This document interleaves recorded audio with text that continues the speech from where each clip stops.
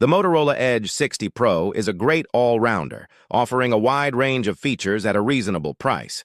Its biggest highlight is its long battery life, which, thanks to cutting-edge battery technology, allows for a 6,000 mAh capacity without adding thickness. Design. With companies like Samsung seemingly dropping attractive design from their smartphone's key features this year, some worried Motorola would abandon its Edge roots and follow suit. But don't worry. The Motorola Edge 60 Pro is just as attractive as its predecessors. It's practically identical. To discuss eye-catching features, we have to start with the back. Moto typically offers these phones in a variety of Pantone-designed hues, and this time, it's no different. The model pictured in the review images is dazzling blue, and there's also a shadow, a greenish khaki.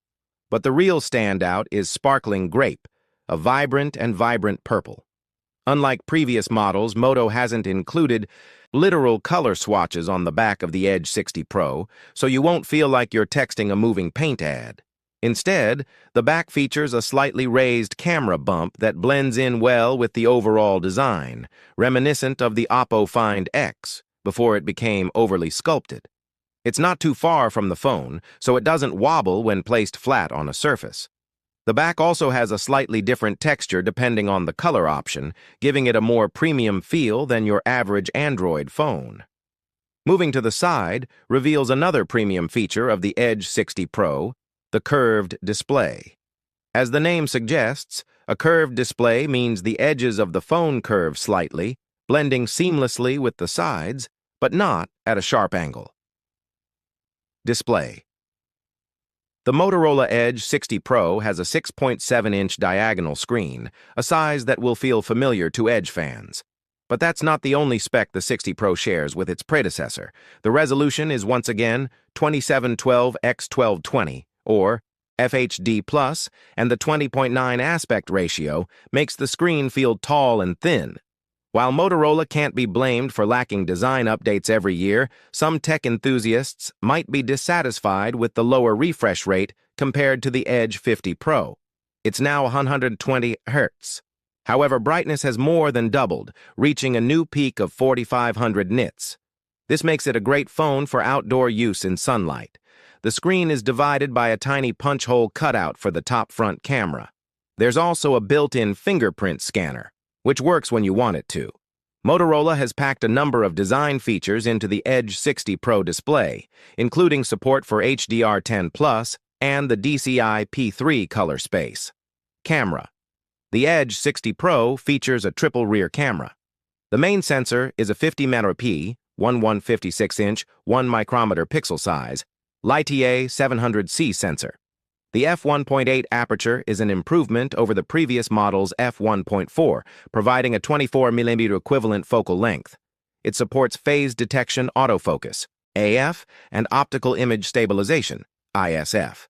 The ultra-wide-angle module uses a Samsung JNS sensor with a 50 megapixel resolution and a 12.76-inch sensor size.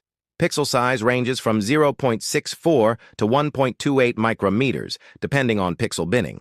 The aperture is f2.0 and supports phase detection autofocus, a feature I always prefer in ultra-wide-angle cameras. The focal length is 12mm.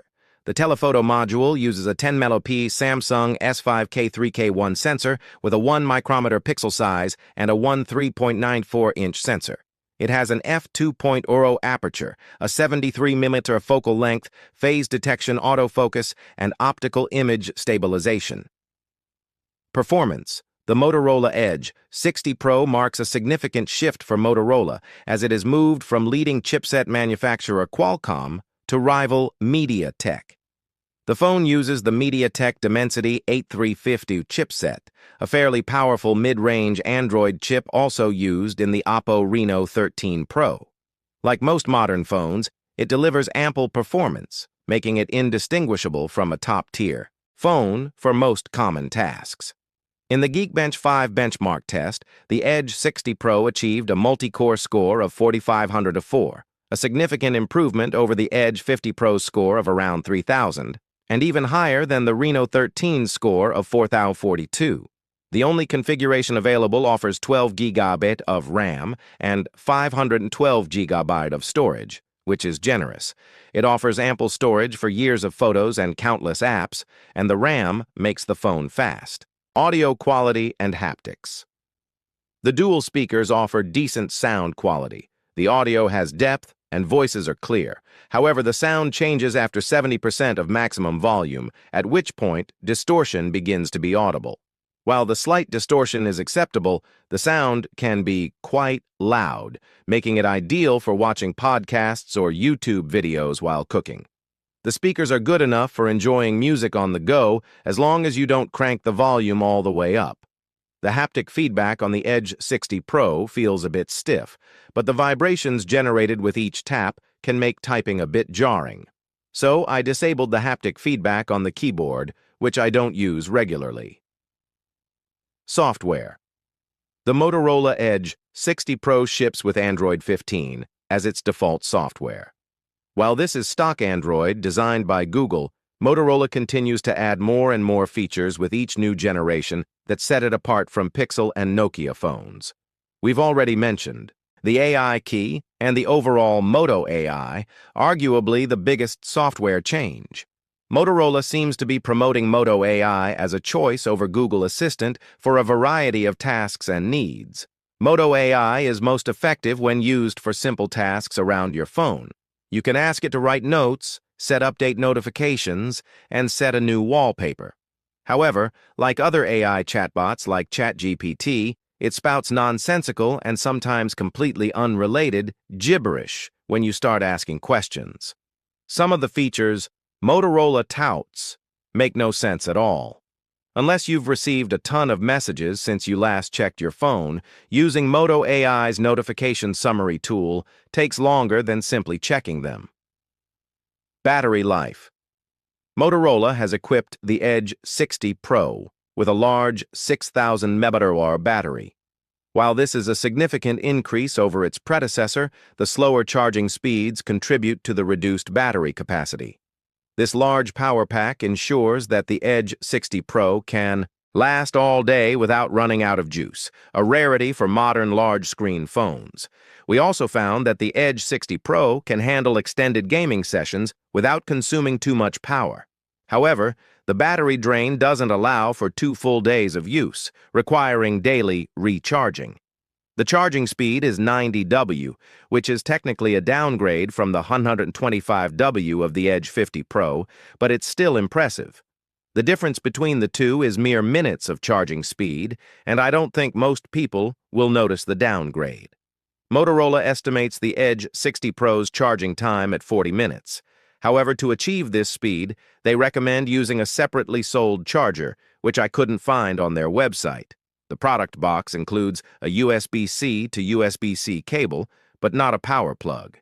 Incidentally, even with a third-party fast charger, the charging time wasn't that long. Motorola Edge 60 Pro price. The Motorola Edge 60 Pro was announced in April, alongside the non-Pro version. This is about a year after the launch of its predecessor, but the suffix for its sibling has changed. The price is $649.99. Motorola isn't expected to release the Edge 60 Pro in the US like its predecessor, but it's likely to be released there later this year, as the Edge 60 Fusion is already available there. At this price, the Edge 60 Pro is Motorola's most expensive non-folding smartphone, but overall, it sits on the border between mid-range and premium, undercutting many of its flagship competitors. Conclusion. Overall, the Motorola Edge 60 Pro outperforms the Edge 50 Pro. Improvements are seen in processing power, storage speed, and protection. In some areas, the new model rivals last year's flagship model. The display quality and design are particularly impressive. If you like the 4D waterfall screen, there are a few better alternatives on the market. The design is particularly impressive at this price point. On the other hand, the new model has some drawbacks: severe throttling, minimal camera improvements, and a long-standing issue. Battery life under heavy use also leaves a lot to be desired. Nevertheless, overall, it's a very solid and interesting update. While far from perfect, it's still worth recommending. Thanks for watching. Please do subscribe to our channel.